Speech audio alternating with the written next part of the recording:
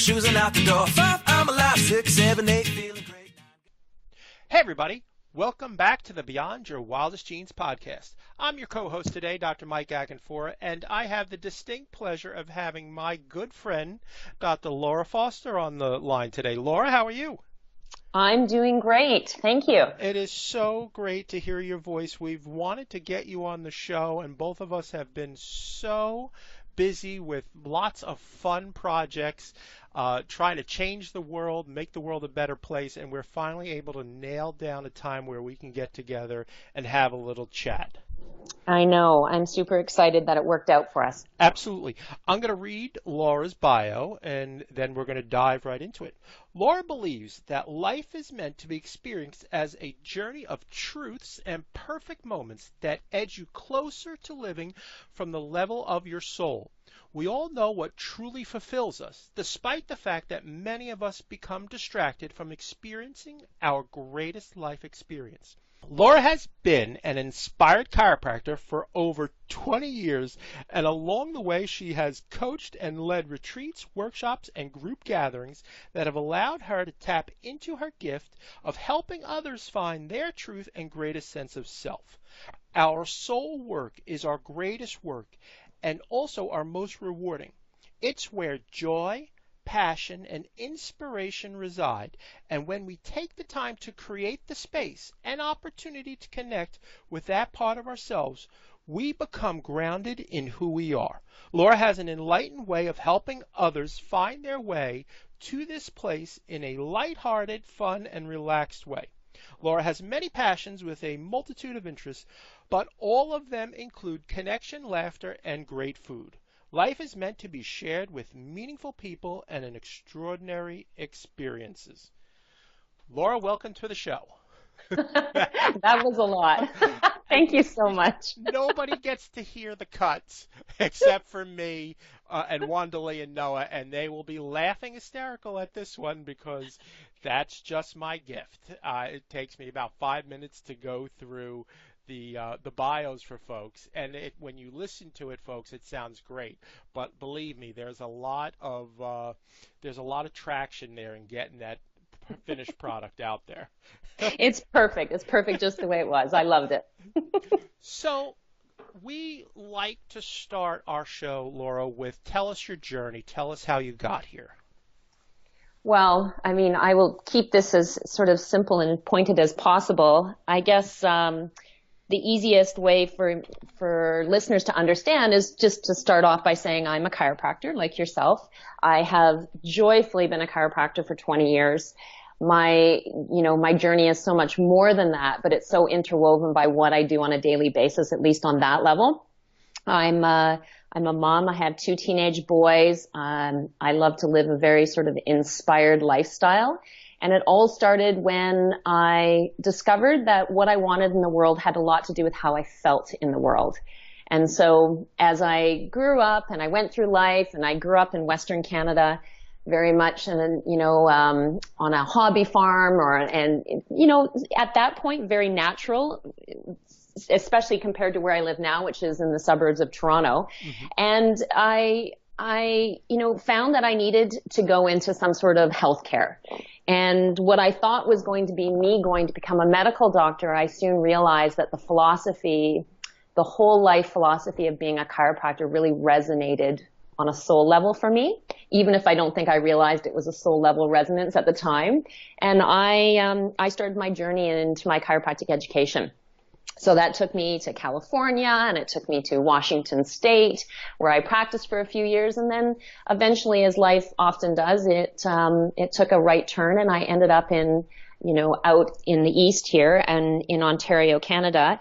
And for the last 20 years, I've had a really great, fun, family-inspired practice just outside of Toronto. And I guess along the way, my journey has sort of, we've had this conversation. It has taken many turns, but it's deepened over time because it's allowed me to, look at my challenges and, grow up and grow into myself. And now that I'm in my late 40s, I think my practice is a great representation of how I feel about life, which you just talked about. Life is about joy and inspiration and perfect moments. and, living really from the depth of our core and what inspires us. And, that's kind of how it's been reflected now in all the things that I do. It is remarkable in that you and I met, it's probably 8 years ago, within the context of a wonderful organization, group of chiropractors called the Ultimate Achievers Club, the UAC. And we got to know each other. We spent time together out in Utah with our families. And when I look at what we do now, and I am grateful every day for this, because I got to actually think with a greater depth and breadth to what it is that we do. What are our gifts? And this has been remarkable. And when I really wanted you on the show, because I look at you as a chiropractor who is deeply spiritual. And I think that's taken you in a direction that most people will never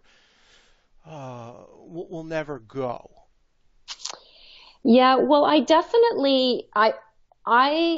that's a word that I've used with myself in the last couple of years. So I love that that is something that you perceive for me, because, my last 5 years have been challenging for me, which, I got divorced, from a long marriage, from a great guy that just truly had different values for myself. And together we had to find a way to come together for our 2 teenage boys and create a new life that, reflected our love for them, but a difference in our lifestyle going forward. And along this, at the same time, it was a point in my life where I took a really good look at a lot of things that I was doing. And there were a lot of things that were going extremely well for me, but there were things that didn't fulfill me, things that weren't in alignment with who I really am. And I really started to think, but I also, want to talk more about the dangers of thinking, but I really wanted to think and desire how I want to live the rest of my life. So when you talk about the changes that have gone on for me, a lot of it has to do with just deepening where my understanding about what life is really about, and having a lot of the things that I bring to the world, in other words, my gifts to the world, be more representational of that, I guess you would say.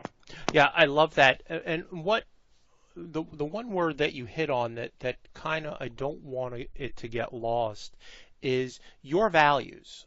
And this is one of the things within the last 8 years is very similar to yourself, successful practice, really helping a lot of people. But what are my values? And really to sit down and not just contemplate that, which is the first step, but actually to live your values every day. And that's what I see you doing with your tribe. And I think the tribe has been opened from not just our local where we are, but now with us in the online world, that tribe becomes so much bigger and our reach becomes so much bigger. Well, I think when you get really entrenched in what you stand for, in other words, your values, what's important to you, or sometimes I say to people, if you can't think of what your values are, think of it as your kind of power words. How do you want to feel in your life? Like, what do you want to exhibit? Where do you want to vibrate from? So, for me, it's a lot about passion and joy and connection and love and purpose. Like, there are words that I know that I want to vibrate in or live in on a daily basis. And that love and connection and so on becomes really strong for me. So when you and I talk about that, we talk about, that's our values. So when we're making decisions in the world about what we say yes to and what we say no to and what we lean into and what we lean out of, oftentimes it's going to come back for you and I, because we're clear on our values, what aligns with our values. Because that alignment creates a different level of vibration. And when your vibration is strong, in other words, when you raise your level of vibration, you start attracting your tribe. And that's when the people who resonate with your message become stronger. And I'm with you. Having this online format is amazing because people can sense that. They can feel that sort of that that level of energy. And all of a sudden now, people who felt alone or segregated or different than other people, who couldn't really land their message and their vision for what they wanted for themselves, all of a sudden can start mentoring and aligning with other people, which is so much what your podcast is about. And that resonates with me on a deep level. Yeah, I really owe this this podcast to my partners, both Noah DeCoya and Wanda Lee McPhee, in that Noah and I had listened to podcasts for years, and finally we were talking because we practiced together here in the People's Republic of New Jersey, and and I was like, we could do this. You know, it's like two guys just sit. Oh, I could do this. We could do this. We could so do this. And like, well, who could we get to be in our merry band here? And like, Wanda Lee would be perfect. Wanda Lee would like to do this. So the three of us get together, we form the Center for Epigenetic Expression, and then we rebrand last year to Beyond Your Wildest Genes. And it's just taken off. People see, like you said, they feel that passion. It's remarkable that can be felt over in listening, in our auditory presence. We can convey that passion, and then exactly like happened 6-7 years ago, we're listening to a podcast, somebody hears Dr. Laura Foster and like, wow, I really like what she said, I need to learn more. And the reality is 20 years ago it couldn't happen. It could have never happened. So living in this time, and people say it's a time of transition, it's challenging times. I believe there's never been a better opportunity than we have right now before us. Well, the biggest thing that I see that's changed is that the level of consciousness and awareness in people is really increased. And I think that's because it's so, we're in a information, overload, but in a good way as well. If there is something that you want to know more about, if there's something that you're passionate about, if there's something that you want to deepen into, there are so many places for you to reach out and get it. And then also, it's that daily habit of what do you want to be doing on a daily basis? How do you want to inspire yourself or stay in alignment with what you truly want? Before you felt segregated, right? You picked up the paper or you got a magazine or the TV guide came out once a week. Like there really wasn't a lot of ways to be inspired. Now you can almost be over-inspired, and that's a good thing, right? That allows Absolutely. people to find the tribe, find the people that resonate with them, and it's awesome. So what do you do on a daily basis to keep yourself inspired? What's a day in the life? It varies, of course, but there are certain habits and rituals that I feel are incredibly grounding and centering for me, and almost all of them start off at the beginning of my day. I feel like when I'm quiet and I get up in my household before, the chaos of the day starts, I feel I can be most connected to my own self. I feel like that sort of messaging with divine is much stronger when I wake up in the morning. And before I, pick up my phone or, get going on the busyness of the day, I always spend 20 to 30 minutes grounding myself into what's important to me. So whether that's listening to a podcast or journaling, meditation is really an important component on what I do on a daily and weekly basis. It's an opportunity for me to be quiet and be inspired by really what my soul wants. Because, there's that aspect of ourselves that comes through from our mind, and then there's that aspect of who we are that comes through from our soul. And, being able to center in with your soul, I think, are those messages that, people call them intuition, people call them yearnings or longings, but really it's a message of who you really are, your soul speaking to you.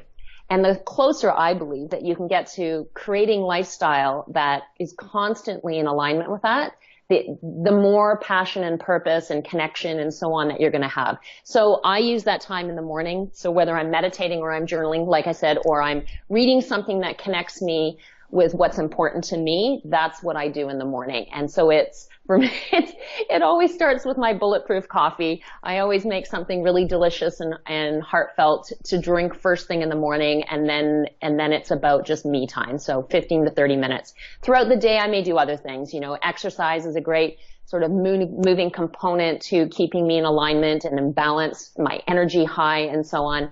And then it's just filling my day with things that are, like I said, in alignment with my values. Stuff that I'm excited to do, people I'm excited to hang out with, work that is passionate for me, and spending my day as much as I can doing the things that are, like I said, right there in alignment with my greater self, I guess. Do you have any particular rituals, end of day, that you adhere to? Yes. I think sleep is I say that in jest, but it's true. I think sleep is the place where we bring everything together for ourselves, and we are so apt to skip it. If we're going to sort of pull anything out of our lifestyle, because we're busy or stressed or something, we deny ourselves sleep. So I have a great ritual of getting myself to bed. I'm not kidding you. So when my kids get ready for bed, I get ready for bed, and I do my best to crawl into bed between 9 and 10 at night, and I will pull out a book or pull out a journal, or, again, I might do a short meditation or whatnot, but I like to bookend my days with the things that are important to me and keep me centered. So that's what I do. Beautiful. Beautiful. Similar to yourself, my wife, who is a huge fan of yours, she's up early before everybody else in the house, and she journals every day without fail, no matter where we are in the world. She's journaling every day. And at night, same thing. She's reading or journaling before she goes to bed, and that's just her time for herself. I, on the other hand, am the night owl, and doing a lot of work online. I will use a program called f.lux, which dims your computer screen so that the blue light does not come through, and that kind of gets blue light excites your brain. So at the end of the night, I don't want my brain too excited. I want it to kind of just calm down, and that's one of the things I do. I also wear blue blocking glasses at night just because it will help me get a better night's sleep. Just two of the things. And then it's in the morning. I use 5-minute journal. Again, being a techie, it's real easy. It's on my phone. I do that in the morning. Of course, after my bulletproof coffee, because everything is better after bulletproof coffee. We are in agreement there. Oh, absolutely. But there are times also I meditate right before bed. Again, it just really in that sleep mode that you're talking about. And I'd always been a typical dude, like, I'm going to sleep. There's time to sleep when I'm dead. I don't need to sleep. And and then that works until it doesn't work and you crash. So It's like, okay, well, what do I need to do different here? Let 4 hours of sleep a night just doesn't work. It really doesn't. And I love how we can have a tendency to wear it as a badge of honor. You're right, until it no longer works, which is typically somewhere around 40. Yep. Yep. And, guys have a tendency, we've got to bang our head against the wall a couple times for it to finally sink in.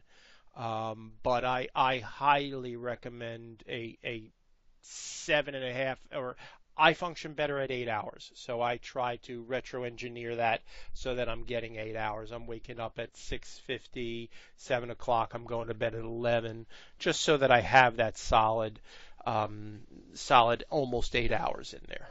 Yeah, I'm in agreement with that. I feel like we bring our life together when we sleep, and all the good work that we do in the day, the creating and the achieving and the, whether you're talking about your physical body or your mental, emotional body, it all has to come together and unite in synergy. And that doesn't really happen when we're running from event to event and we're micromanaging our time and we're at the level of busyness that most North Americans for sure are.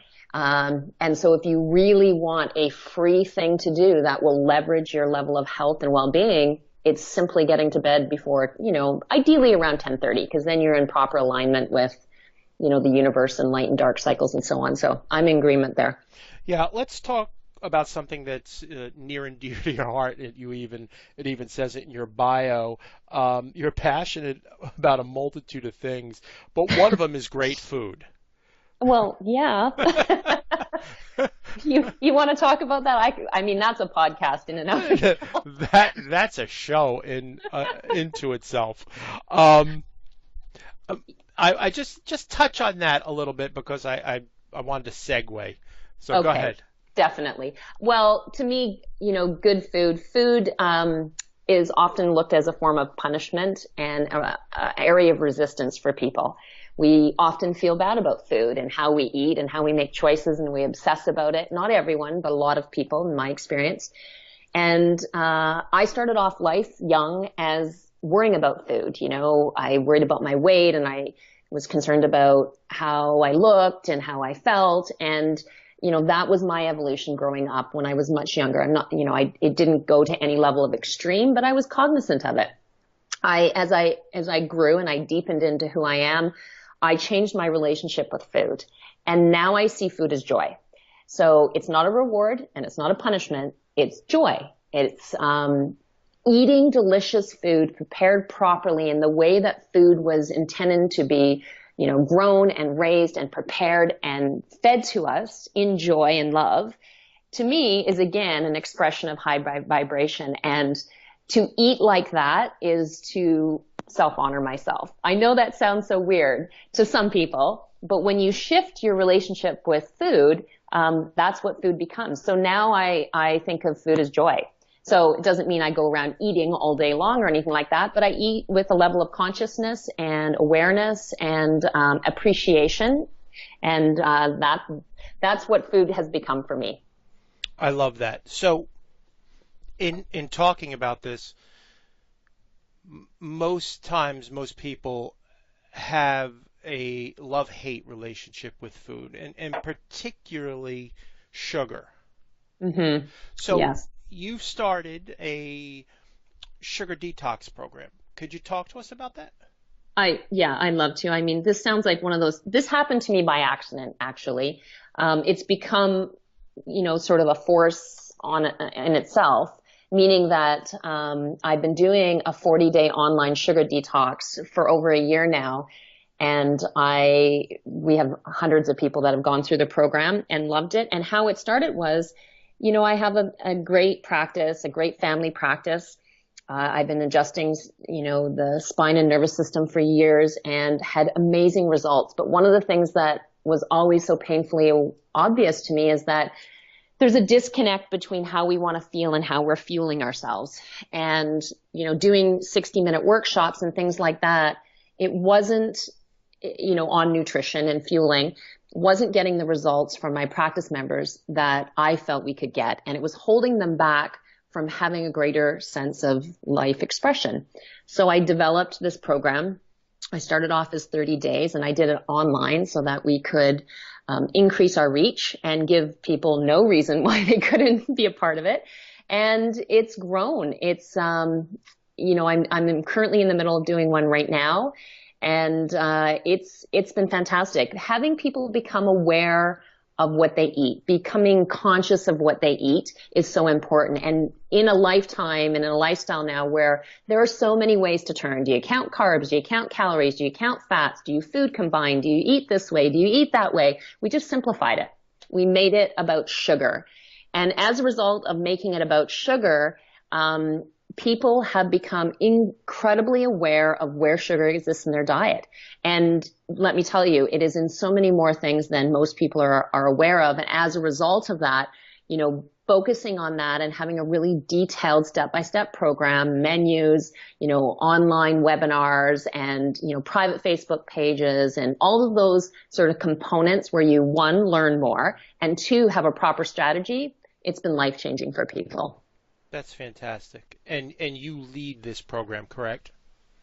I do. I lead this program. I do a lot of practice members out of my practice, of course, that connect into the program. Yep. But now that we've run the program so long, I have Europeans that are in it. I have, Americans, and I have people on the other side of Canada, and it's been fantastic. So the movement's been growing just based on the results that people are getting. And it's great to have any program that gives you the level of not just detail, but mentorship and support that lets you navigate to the other side and get the results that you're looking for. And it's something that I'm noticing people are going from, hey, I'm doing a 40-day detox, to, hey, I can really continue to live this lifestyle for the rest of my life. And I feel fantastic. And their life is changing. Their health is changing. But probably more importantly, what ends up happening is it goes from a sugar detox, something that's so much of a physical thing that we're talking about, you know, how we fuel and hydrate our body, the physiology, the metabolism, the way we create hormones and immunity and all these different things, which are, of course, incredibly important. But over the course of the detox, they change their appreciation for food. They change their relationship to food, which means that they start becoming more conscious, aware, and they start looking at other aspects of not just their diet, but also of their lifestyle. And probably the thing that's most excited me and for some reason surprised me about it is it's become about other parts of their life.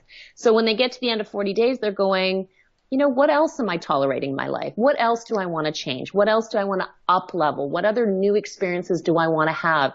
And the strategies on some level that they use to create success in that program are similar strategies that they can continue to use in the rest of their life. So that's the reason that I have become more passionate about it. And I've started to expand, you know, my reach in terms of who I bring the program to. So that's something that's always available to your listeners as well. Awesome. I appreciate that. We will have all of that information in the show notes for people so that they can definitely look that up. That is something that my wife and I are both passionate about as well. My wife being a trained pastry chef, and and me at one time weighing close to 300 pounds. I was an athlete and worked out like I was an athlete so that I could eat everything I wanted, and then living with a pastry chef who was like, try this, and you know, these are pastries we're talking about. And again, that worked until it didn't work anymore. But the big turnaround for us was when Denise had cancer, and I put two and two together after she went for her PET scan, which is a radioactive glucose molecule, and that looks for other clumps of this. I'm like, wait a minute, if this is looking for sugar, and I figured it out that we shouldn't be eating sugar.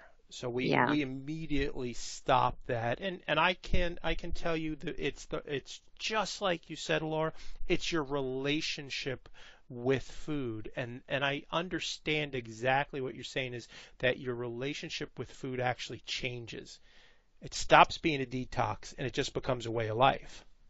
Well, I mean, I think wording is important, and it's weird, but we're happy to do detoxes, right? If I said, hey, I'm going to teach you a clean eating lifestyle, people are yawning. Yes. But if you tell people you're going to put them through a detox, they get excited. It's like you're going to do a boot camp on nutrition. And, you know, it's funny. It's just it's the human experience. And so, you know, it doesn't occur to them until around day 25 that they're like, hey, this is something I want to do for the rest of my life, or I like how I feel when I do this, and I see the ripple effect into the rest of my life. So, I just love that connection that you, of course, would naturally make with sugar and even just, you know, fueling cancer.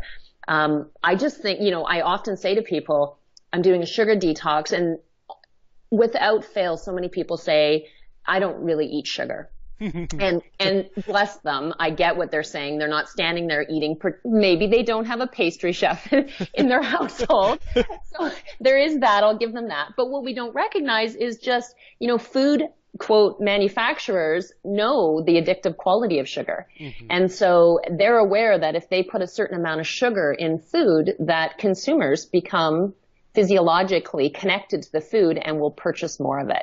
So there's sugar in foods that you for one wasn't in food 30 years ago, and most people are quite unaware that they're consuming. So again, it's just increasing a level of consciousness. I love that. So let's talk about this increasing the level of consciousness, and obviously looking through the lens of detoxing, it allows that lens to open up to wider things, I believe. Right. So talk to us about, you've started a yoga retreat. Yeah, I mean, I do have an awesome yoga retreat that's coming up in Nosara, Costa Rica in April of 2018. Mm-hmm. And it is the culmination of me doing a lot of smaller retreats in my area of Ontario. And this, again, this is an evolution of my own practice and my own learnings. But one of the things that I feel is my gifting is I see people, not meaning I see people from a ghost perspective. I don't want to take this in the wrong direction. I mean, I love to see people. I see people for their potential. I see people for who they are, which is easier for other people to do than often to see within ourselves. And I do believe that most people, majority of people, are here to experience love and be loved and to show passion for their life. But I do think that we get separated from what's important to us, and we sometimes have a difficult time connecting with that voice of who we really are and what we want. And it becomes difficult sometimes for us to navigate towards our true sense of self. And I think that sometimes when you put yourself in an experience or you're with people in a certain experience, it's so much more clear. And I wanted to offer that as an opportunity. So I partnered together with David Good, who is one of my serious favorite yogis on the planet. And it is a yoga retreat in an absolutely gorgeous place. But the reason that I picked Costa Rica is because Costa Rica in and of itself is a really spectacular area in terms of energy, close to on the ocean for one. Just there is a level of openness and expansion in Costa Rica. If you've never been, it's definitely worth checking out.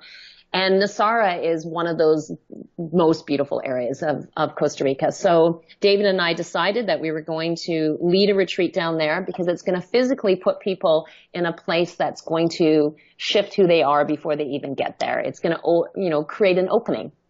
And then we're going to walk them through a 7-day retreat in a fantastic place. And, you're going to have the opportunity to do yoga every day, which of course is grounding and opening right there. But then also I'm going to lead them through a program that I do called Heart Spark, which is fun and lighthearted because that's my mission in life, way to kind of connect back in with what's important to you.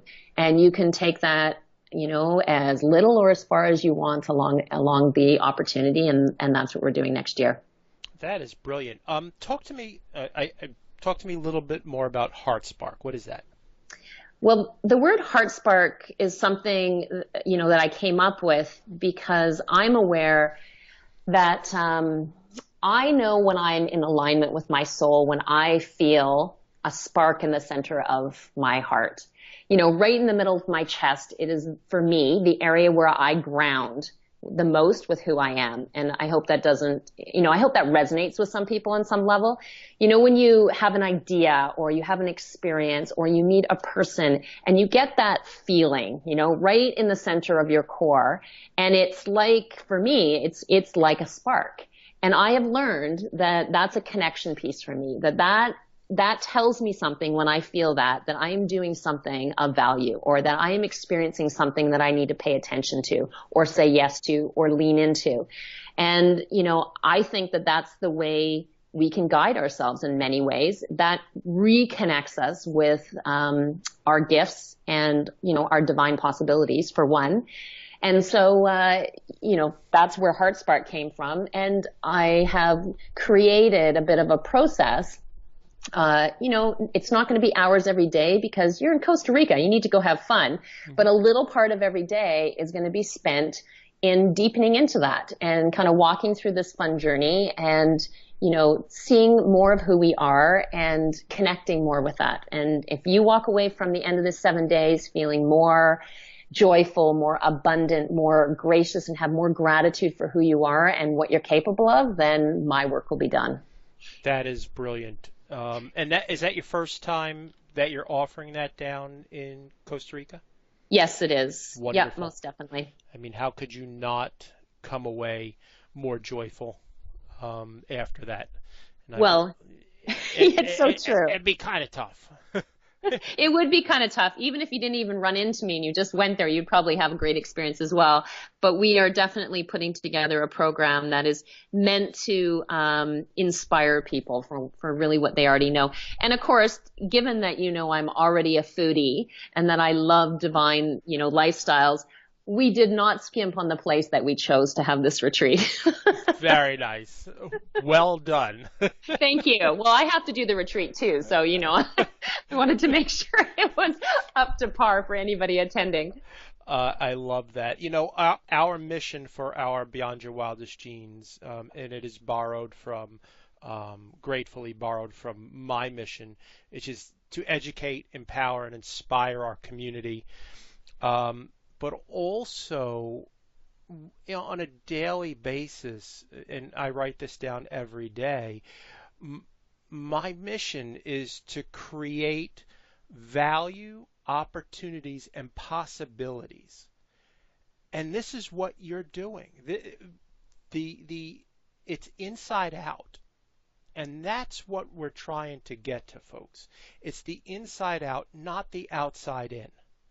Yeah, you're so right. And I think I know part of the reason that we become confused about that is because of the messages that we receive in the world. We are often told to suppress or take something or do something that numbs us or shuts us down or disconnects us from not just what we want, but what we're feeling, because if we don't like what we're feeling, our natural tendency is to not want to feel that way. And true well-being, true life experience, a level of life expression that I think we're all seeking, it's the other way around. Mm-hmm. It's your body knows how to heal. Your body knows how to connect, adapt, regenerate. It knows how to give you the life purpose that, the life experience that you were put on this earth to experience. So it's a matter of creating enough alignment in all of your habits and rituals and actions and thoughts. And any way that you can do that to get you closer to that from the inside out is going to give you what you're looking for. That's my experience. I love that, Laura. I'm really cognizant of your time, and I want to thank you so much for being on the show today. Where can people find you in the world? Probably the best way is just through my website and my blog, which is drlaurafoster.com. And, you can connect with my programs in the retreat, and you can certainly email me and get a hold of me through there. So that's the best place. And if people are in Canada and they're looking for a chiropractor? fosterchiropractic.com. We are in Newmarket, Ontario. Awesome. Well, thanks again for being on the show. It is truly my pleasure. It was a blast. It flew by. I will have all the information that Laura and I talked about in the show notes. So don't go scrambling trying to write everything down, saying I've really got to get in touch with Dr. Foster. So I will have that all down for you folks. So don't worry about that. Anything else before we go, Laura? I just wanted to show my appreciation and honor your message. I have been a fan of your podcast since the beginning, and I think you're doing just such important work. So I wanted to say thank you for that.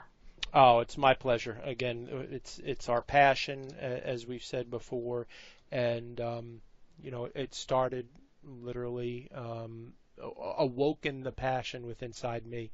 So thanks again for being on the show, folks. If you like what you heard, please go to iTunes and leave us a review. It helps us to help others find us. We're basically the little podcast that could. So I would appreciate a review. And I want to thank everybody for taking the time out to listen today, and have a great day. Ciao.